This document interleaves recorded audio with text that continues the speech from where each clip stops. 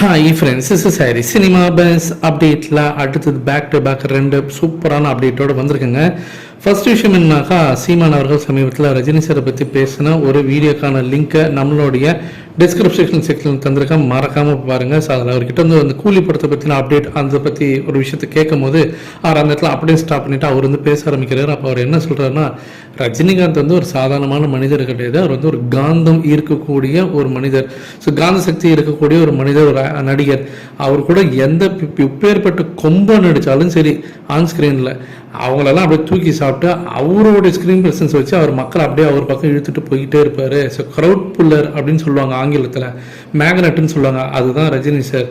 அவர் பிடிக்காத யாருமே ஒரு நடிகர், சக நடிகர் இருக்கவே முடியாது அப்படின்ற மாரி அவர் பேசினா அந்த ஒரு விஷயம் இப்போ ஆன்லைன் சோஷியல் மீடியாவில் பார்த்தினாக்கா பயங்கரமாக போயின்னு இருக்கு.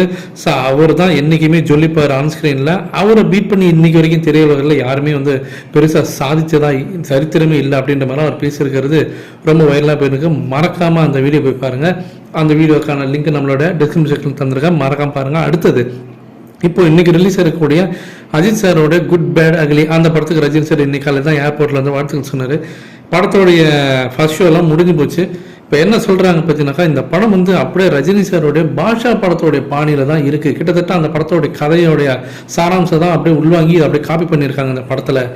எப்படி ரஜினி சார் வந்து ஒரு பெரிய டானாக இருப்பார் மும்பையில், அவர் வந்து அவரோட ஃபேமிலிக்காக அவங்க அப்பா கொடுத்த சத்தியத்தினால அவர் வந்து அதெல்லாம் விட்டு விலகி சாதாரண மனுஷனும் ஒரு நார்மலான லைஃப் வாழ்ந்துன பேர்.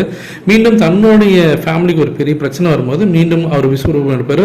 மீண்டும் அந்த அவர் விட்டு வச்ச அந்த ஆண்டனி கேரக்டர் அவர் திரும்ப வந்து அவருக்கு வந்து தொல்லை கொடுக்கும்போது மீண்டும் அவர் பாஷாவாக மாறுறார். இதுதான் அந்த படத்துடைய சாராம்சம். அதே பாணியில் தான் இப்போ ஜிபியு, ஸோ ரஜித் சாரோட இந்த படமும் அமைஞ்சிருக்கு. இவருடைய அந்த படத்தோடைய அந்த பாணிகள்லாம் சின்ன சின்ன எலமெண்ட்ஸ் அங்கங்கே மசாலாவை சேர்த்து தன்னோட அஜித் சாரோட ஃபேன்ஸுக்கு திருப்திப்படுத்தக்கூடிய சில எலமெண்ட்ஸ்லாம் சேர்த்து கிட்டத்தட்ட பார்த்தீங்கன்னாக்கா இது வந்து பாஷா படத்தோடைய ஒரு காப்பியாக தான் இருக்குது அப்படின்ற மாதிரி பேசுகிறாங்க. ஆனால் நல்லாவும் இருக்குது, கமர்ஷியலாக பார்க்கும்போது ஃபேன்ஸுக்கெல்லாம் திருப்திகரமாக ஒரு படமாக இருக்குது அப்படின்ற மாதிரி சொல்கிறாங்க. இதை பற்றி உங்களுடைய கருத்துக்கள் என்ன, நீங்கள் இந்த படம் பார்த்துட்டீங்களா அப்படின்றது மறக்காம கீழே சொல்லுங்கள் ஃப்ரெண்ட்ஸ்.